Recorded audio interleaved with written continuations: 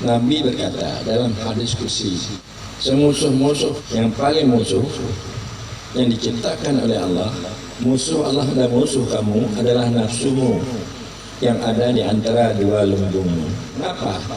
Karena nafsunya ada mempunyai sifat-sifat yang baik dan yang tidak baik.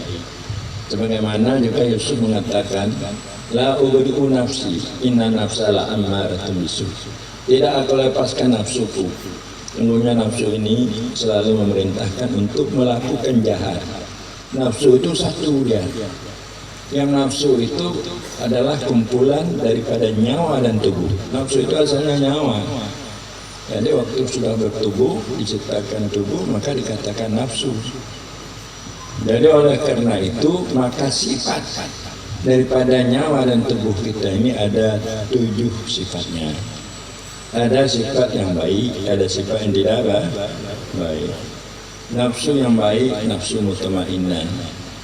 Jadi kita sudah bisa berakhlak baik dan sudah tidak terlihat kita perbuatan dan sifat nafsu, sudah panah nafsu.